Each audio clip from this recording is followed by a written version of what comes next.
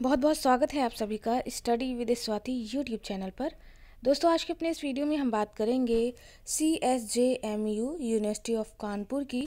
तो यहाँ पर बीएड फर्स्ट सेमेस्टर के लिए जो पेपर 2 है, शिक्षा के समाज शास्त्रीय परिप्रेक्ष्य यानी सोशियोलॉजिकल पर्सपेक्टिव ऑफ एजुकेशन, जो कि आपका पेपर 2 है।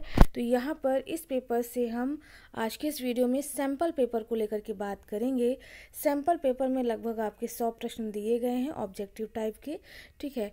तो यहाँ पर कैसा कुछ पैटर्न आ सकता है आपके एग्ज़ाम में, यहाँ पर मैंने जो प्रीवियस वीडियो था उसमें बताया था कि जो आपका एग्ज़ाम का पैटर्न है वो ऑब्जेक्टिव टाइप का आएगा, क्योंकि जो आपके स्कीम है, मतलब एग्ज़ाम की स्कीम है, उसका जो टाइमिंग है, जो टाइम मिल रहा है पेपर के लिए वो 1.5 घंटे का है, यानी 1 घंटे 30 मिनट मिल रहा है।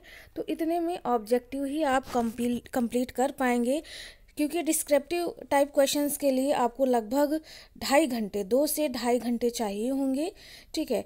तो उतना तो टाइम आपको नहीं दिया जा रहा है, आपको 1 घंटे 30 मिनट का ही टाइम मिल रहा है। तो इस तरह से हम अनुमान लगा सकते हैं कि जो आपका पेपर आएगा वो ऑब्जेक्टिव टाइप के क्वेश्चनों पर बेस्ड होगा। बहरहाल हम प्रीवियस वीडियो में इन सभी चीज़ों को लेकर के डिस्कस कर चुके थे। यहाँ पर हम पेपर पैटर्न और जो आपके ऑब्जेक्टिव पूछे जा सकते हैं उनको लेकर के चीज़ें शुरू कर रहे हैं। तो यहाँ पर पेपर ये आपका 2 है, शाम तक की पेपर 1 को लेकर भी बात कर लेंगे। तो चलिए देख लेते हैं जो सैम्पल पेपर है वो किस तरह से आया है। तो दोस्तों, ये है sample paper B Ed first semester paper 2, जो कि है psychological perspective of education. Time यहाँ पर 2 घंटे दिया है, लेकिन आपको बता दें कि 9 से 10:30 टाइम है, यानी आपके पास 1.5 घंटे का टाइम जो है वह अवेलेबल है। जो सैम्पल पेपर है इसमें टाइम 2 घंटे गलती से दे दिया है, आप 1.5 घंटे कंसीडर करिए, क्योंकि 9 से 10:30 आपका पेपर है। चूँकि स्कीम को लेकर के हम बात कर चुके हैं, इसी बेस पर हम कह रहे हैं कि 1.5 घंटे का आपका पेपर है। मैक्सिमम मार्क्स की बात करें तो यहाँ पर आप देख पा रहे हैं 80 मार्क्स का है, लेकिन क्वेश्चन आपके 100 हैं, ठीक है। तो देखिए 80 भी पूछे जा सकते हैं और 100 भी पूछे जा सकते हैं, तो कोई दिक्कत नहीं है। हम यहाँ पर सभी प्रश्न जो कि 100 क्वेश्चन दिए हैं वस्तुनिष्ठ, उनको हम देख लेंगे। निर्देश में भी दिया है सभी प्रश्न अनिवार्य हैं। प्रश्न पत्र में कुल 100 वस्तुनिष्ठ प्रश्न हैं, यानी ऑब्जेक्टिव क्वेश्चंस हैं। सभी प्रश्नों के अंक समान हैं, यानी एक नंबर आपका रहेगा, 1 नंबर 1 क्वेश्चन का रहेगा। ये पूरी तरह से मान के चलिए जो भी ऑब्जेक्टिव क्वेश्चन आएंगे, ठीक है। तो परेशान मत होइए, 80 आएंगे तो 80 के हिसाब से आपका पेपर होगा, 100 आएंगे तो 100 के हिसाब से आपका पेपर होगा, ठीक है। तो ये चीज़ें आप ध्यान रखिएगा, क्वेश्चन 80 हो या 100, नंबर आपका एक ही रहेगा हर एक क्वेश्चन के लिए। चलिए पहला प्रश्न देख लेते हैं कि पहला प्रश्न क्या पूछा है। यहाँ पर हम 100 प्रश्नों तक देख लेंगे चीज़ें, क्योंकि सैम्पल पेपर है और ये जो ऑब्जेक्टिव हैं ये आपके सब्जेक्ट से ही हैं, बीएड फर्स्ट सेमेस्टर से है और पेपर 2 के लिए है।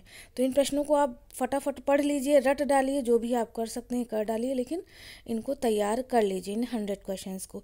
इसके अलावा भी यूनिट वाइज हम MCQs करवा देंगे रोज़, यानी आपके एग्ज़ाम से पहले। तो यहाँ पर तो पेपर 2 है, लेकिन हम जल्द ही पेपर 1 को भी कंप्लीट करा देंगे, ठीक है। परेशान मत होइएगा। चलिए पहले प्रश्न को देखते हैं। तो पहला प्रश्न पूछा था कि सामाजिक परिवर्तन होता है, कैसा होता है सामाजिक परिवर्तन, यानी समाज में जो परिवर्तन होते हैं वो कैसे होंगे, तो वो अमूर्त होंगे। यानी अमूर्त का मतलब क्या होता है, मूर्त जो दिखाई दे, ठीक है, और अमूर्त जो दिखाई ना दे, यानी परिवर्तन होते रहते हैं, वह हम देख नहीं पाते हैं, मतलब आंखों से उन्हें नहीं देख पाते, लेकिन वो परिवर्तन हमें रेगुलरली होते रहते हैं, ऐसा जान पड़ता है, ठीक है। तो सामाजिक परिवर्तन अमूर्त होता है। चलिए, क्योंकि प्रश्नों की संख्या ज़्यादा है तो हम ज़्यादा डीपली चीज़ों को नहीं समझाएंगे, आने आपके ऑब्जेक्टिव हैं, ठीक है। सेकंड क्वेश्चन है सामाजिक ढांचे में होने वाले परिवर्तन को क्या कहा जाता है। तो देखिए समाज की जैसे ही बात आएगी तो उसके ढांचे में अगर परिवर्तन होगा तो वह सामाजिक परिवर्तन कहलाएगा। करेक्ट आंसर यहाँ पर बी हो जाएगा। नेक्स्ट क्वेश्चन नंबर 3 देख लेते हैं। वैसे यहाँ पर टिक लगा हुआ है, लेकिन फिर भी हम करेक्ट आंसर को ही लेकर बात करेंगे। क्वेश्चन नंबर 3 है सांस्कृतिकरण की अवधारणा किसने दी। यहाँ पर ऑप्शन दिए हुए हैं, आप ऑप्शन खुद से भी पढ़ सकते हैं। तो इसका जो आंसर होगा वो होगा सी, श्रीनिवास ने सांस्कृतिकरण की अवधारणा दी है। नेक्स्ट इंपॉर्टेंट क्वेश्चन नंबर 4 देख लेते हैं। 4 पूछा है कि निम्नांकित में से किसने द्वंद्वात्मक ऐतिहासिक उपगम प्रस्तुत किया। तो यहाँ पर 4 की बात करें, करेक्ट आंसर ए होगा, ये मार्क्स ने दिया। ठीक है, नेक्स्ट क्वेश्चन नंबर 5 पूछा है कि निम्नांकित में से किस विद्वान ने भारत में सामाजिक परिवर्तन के अध्ययन के लिए एकीकृत उपागम को काम में लाने का सुझाव दिया है। तो यहाँ पर ये हो गया 5 नंबर का क्वेश्चन। तो 5 की बात करें, 5 का करेक्ट आंसर हो जाएगा B, Yogendra Singh. Next important question, question number 6 पूछा था कि निम्नांकित में से किस विद्वान ने भारत में सामाजिक परिवर्तन के अध्ययन के लिए ज्ञानात्मक ऐतिहासिक उपागम का उपयोग करने को कहा। तो 6 की बात करें, 6 का करेक्ट आंसर ए हो जाएगा, Louis Dumas.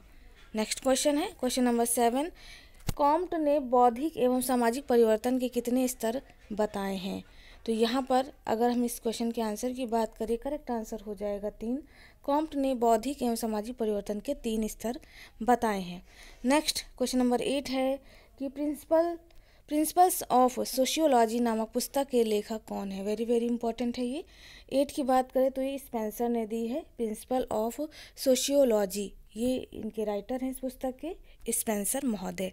Next question, question number 9 है कि सामाजिक उद्विकास सिद्धांत का प्रणेता किसे माना जाता है। तो 9 की बात करें, करेक्ट आंसर हो जाएगा बी, स्पेंसर महोदय को माना जाता है। नेक्स्ट क्वेश्चन, चूँकि टाइम कम है तो इसलिए हम जल्दी जल्दी प्रश्नों को देख रहे हैं, आप अपना रिवीजन करते रहिए या फिर इन्हें तैयार कर लीजिए। क्वेश्चन नंबर 10 है कि प्रगति वह है जो मानवीय सुख में वृद्धि करती है, यह कथन किसका है। तो 10 की बात करें, करेक्ट आंसर सी हो जाएगा, लेस्टर वार्ड ने की है। इन सभी का PDF मैं जल्द ही अवेलेबल करा दूंगी। ठीक है, टेलीग्राम चैनल बना हुआ है मेरा स्टडी विद स्वाति के नाम से, तो वहाँ पर आप मुझे फॉलो ज़रूर कर लीजिएगा। क्वेश्चन नंबर 11 है कि मार्क्स सामाजिक परिवर्तन के लिए किसमें परिवर्तन को उत्तरदायी मानते हैं। तो 11 की बात करें, 11 का करेक्ट आंसर भी हो जाएगा, उत्पादन प्रणाली में।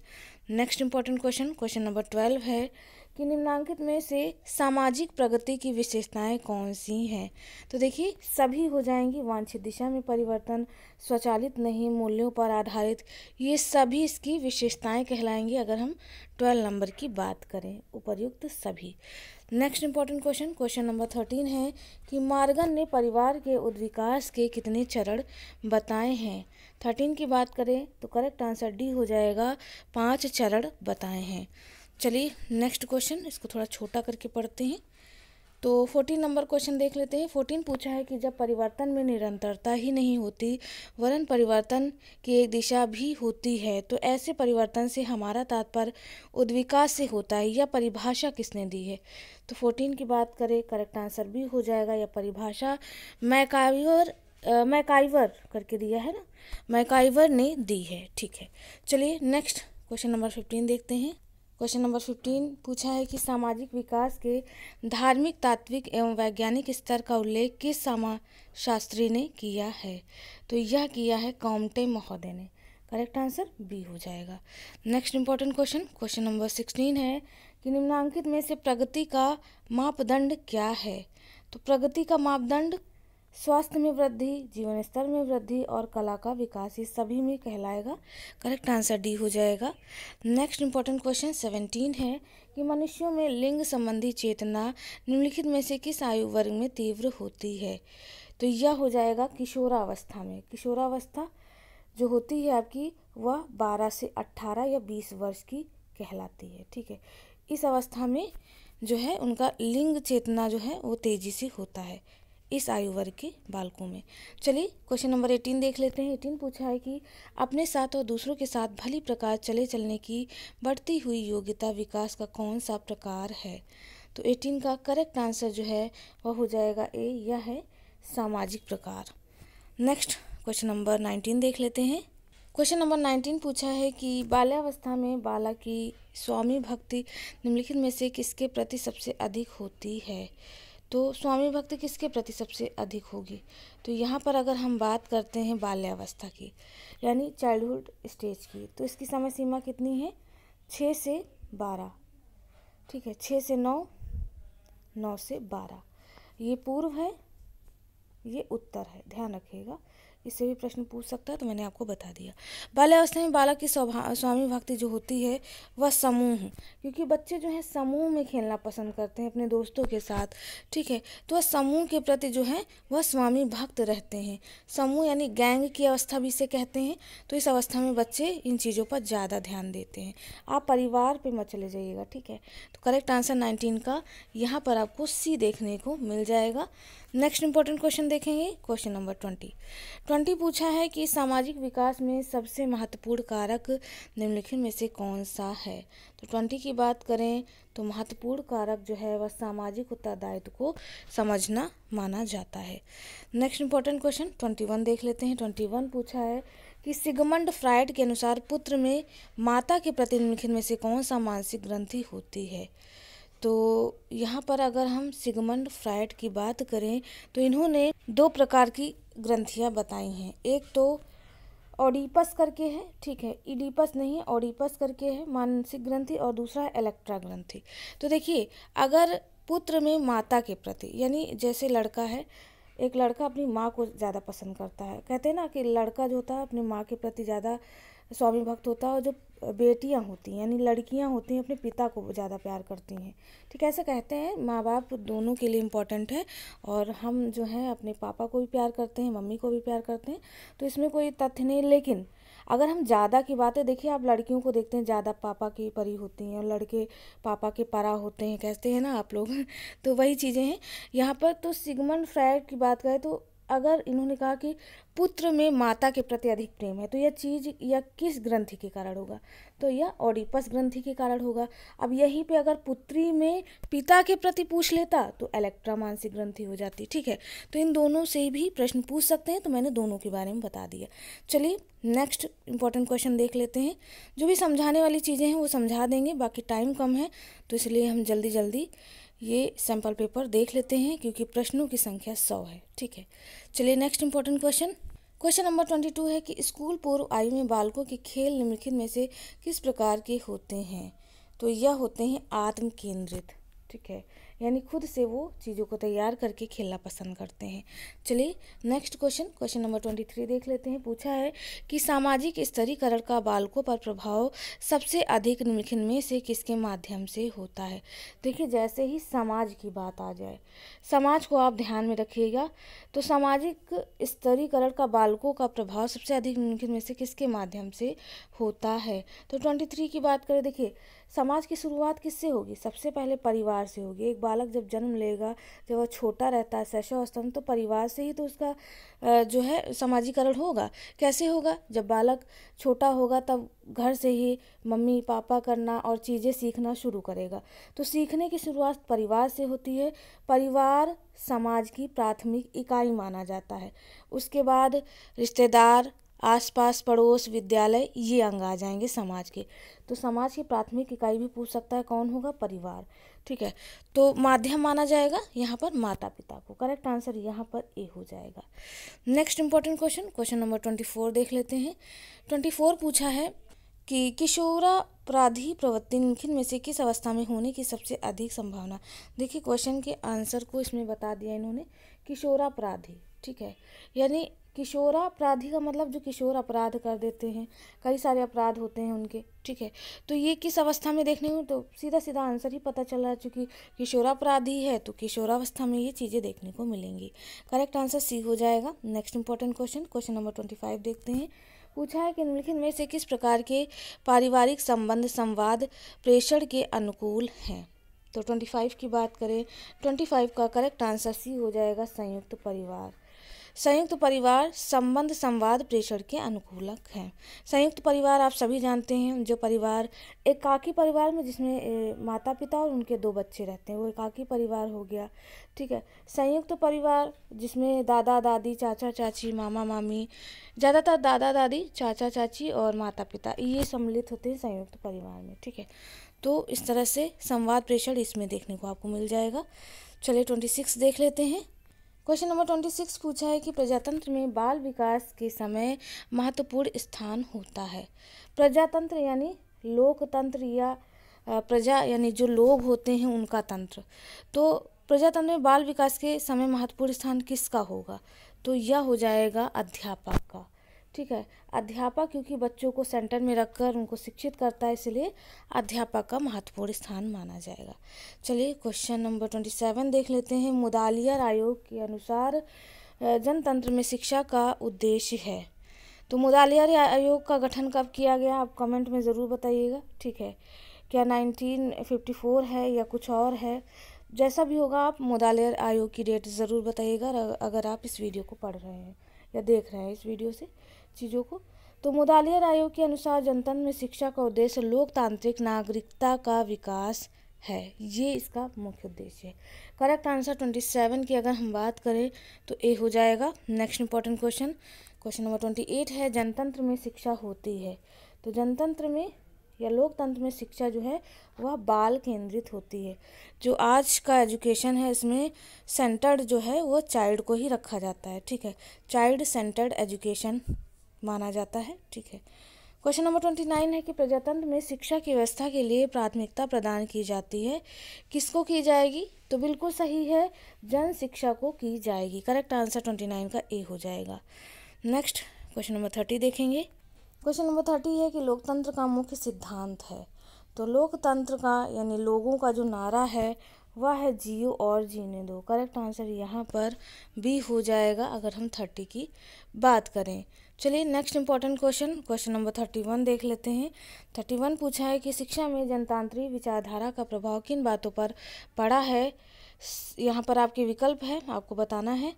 तो देखिए, समान अवसर प्रदान करना तथा व्यक्तिगत विभिन्नता का आदर करना, निःशुल्क अनिवार्य तथा सार्वभौमिक शिक्षा की व्यवस्था करना और बाल केंद्रित शिक्षा पर बल देना। उपरोक्त सभी हो जाएगा इसका करेक्ट आंसर।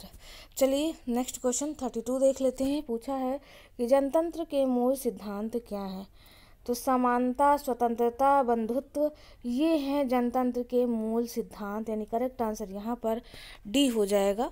चलिए नेक्स्ट क्वेश्चन देखेंगे, क्वेश्चन नंबर 33। चूँकि प्रश्नों की संख्या ज़्यादा है, ये थोड़ा इनको हम फिर भी देख लेते हैं। यहाँ पर ये आपको थोड़ा विजिबल कम दिखाई देगा। चलिए हम क्वेश्चन को पढ़ लेंगे तो आप चीज़ें समझ जाएंगे। 33 पूछा है कि परंपरागत भारतीय समाज के प्रमुख समूह, वर्ग तथा संगठन कौन से हैं। तो जाति हो जाएगा, धार्मिक समूह और व्यावसायिक समूह, ये सभी हो जाएंगे, यानी उपरोक्त सभी।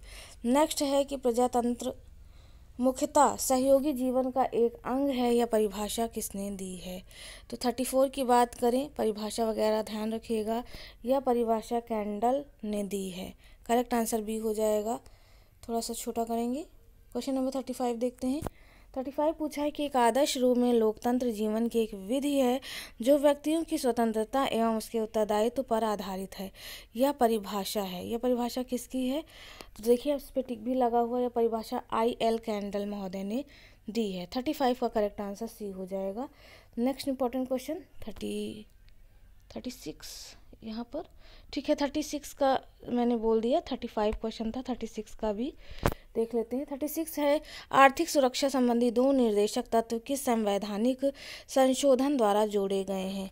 तो यह 42वें संविधान संशोधन द्वारा जोड़े गए हैं दो निर्देशक तत्व। ठीक है, करेक्ट आंसर यहाँ पर 36 का भी सी हो जाएगा। चलिए नेक्स्ट क्वेश्चन, क्वेश्चन नंबर 37 देख लेते हैं। 37 पूछा है कि नीति निर्देशक तत्व भारतीय प्रशासकों के आचरण के सिद्धांत हैं, यह कथन निम्नलिखित में से किसका है। तो यह कथन है प्रोफेसर M.V. पायली का। करेक्ट आंसर यहाँ पर 37 का जो है वह बी देखने को मिल जाएगा। 38 देख लेते हैं। 38 पूछा है कि राष्ट्र के हित में किस अनुच्छेद के अंतर्गत बलात्, मानव श्रम व बेकारी को आप पर थोपा जा सकता है। ठीक है, तो यह किस अनुच्छेद के अंतर्गत है, तो 38 की बात करें, यह अनुच्छेद 23 के अंतर्गत देखने को मिलेगा। चलिए नेक्स्ट 39 देख लेते हैं। 39 में दिया है कि संविधान के 1978 में पारित 44वें संशोधन करके दिया है ना। ठीक है, 44वें संशोधन के अंतर्गत कौन सा अधिकार अब एक मूल अधिकार न रहकर केवल एक संवैधानिक अधिकार रह गया है।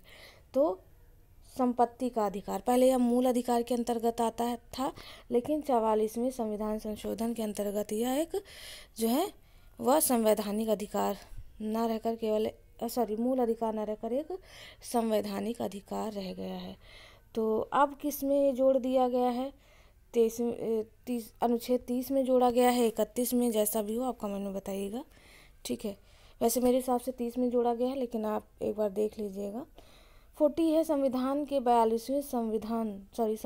42वें संशोधन अधिनियम 1976 द्वारा प्रथम बार संविधान में नागरिकों के विषय में निर्दिष्ट किया गया था। क्या निर्दिष्ट किया गया था? तो 40वें की बात करें, करेक्ट आंसर यहाँ पर 40 का बी हो जाएगा, मूल कर्तव्य। अच्छा दोस्तों, मूल कर्तव्यों की संख्या कितनी है ज़रूर बताइएगा। मेरे हिसाब से तो मूल कर्तव्य 11 हैं और मूल अधिकार 6 हैं। पूछा जा सकता है कि मूल अधिकारों की संख्या कितनी है या मूल कर्तव्यों की संख्या कितनी है, तो मूल अधिकार 6 हैं और मूल कर्तव्य 11 है। ठीक है, चलिए नेक्स्ट क्वेश्चन नंबर 41 देखते हैं। क्वेश्चन नंबर 41 पूछा है कि संविधान के अनुच्छेद 51 का में वर्णित है। क्या वर्णित है? तो 41 की बात करें तो 41 का करेक्ट आंसर सी हो जाएगा, मूल कर्तव्यों के बारे में अनुच्छेद 51 का में दिया गया है। क्वेश्चन नंबर 42 पूछा है कि भारतीय संविधान में शोषण के विरुद्ध अधिकारों का वर्णन किया गया है, जो कि अनुच्छेद है। तो 42 की बात करें तो 42 का करेक्ट आंसर भी हो जाएगा, अनुच्छेद 23 और 24 में भारतीय संविधान में शोषण के विरुद्ध अधिकारों का वर्णन किया गया है। ठीक है, तो ये चीज़ें हो गई। चलिए नेक्स्ट देख लेते हैं कौन कौन सा है। तो यहाँ पर बहुत इम्पोर्टेंट है क्वेश्चन नंबर 43 की अगर हम बात करें तो 43 में समता का अधिकार पूछ लिया। देखिए, ये हमारे अधिकार है। हमने कहा हमारे मूल अधिकार कितने हैं, उनकी संख्या 6 है। ठीक है, पहला क्या है? समानता का अधिकार, समता का अधिकार या समानता का अधिकार, ये पहला है, ध्यान रखिएगा। इनको लाइन से अगर हम लेकर बात करें